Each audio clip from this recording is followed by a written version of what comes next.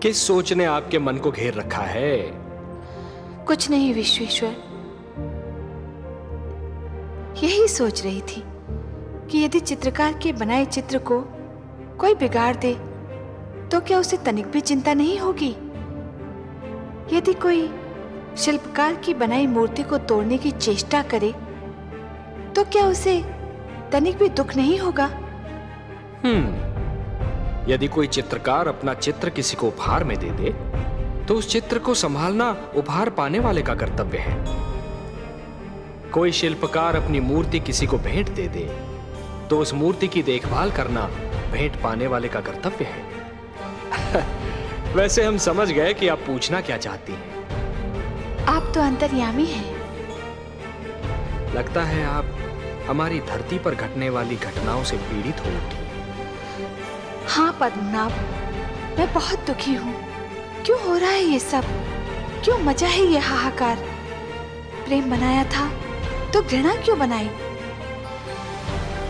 जो हो रहा है हो सकता है वो वही हो जो स्वयं विधाता ने लिखा हो। और अपना लिखा तो स्वयं विधाता भी नहीं मिटा सकते ना।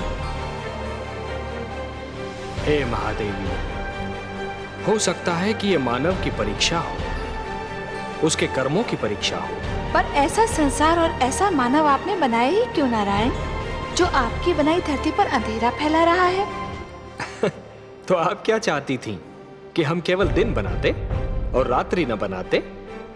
फिर मानव को अंधेरे उजाले का अंतर कैसे जान पड़ता?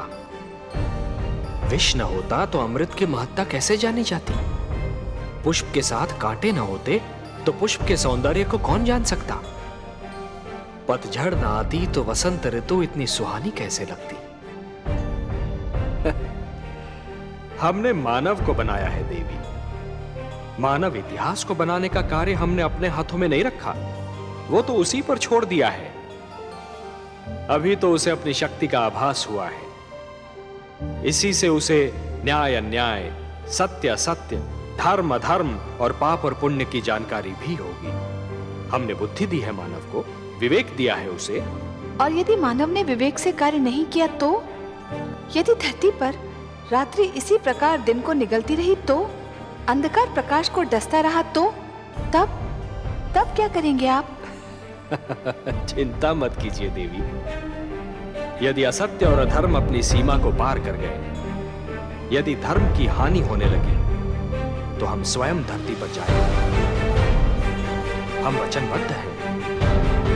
परित्राणाय साधूनां विनाशाय च दुष्कृतां धर्म संस्थापनार्थाय संभवामि युगे।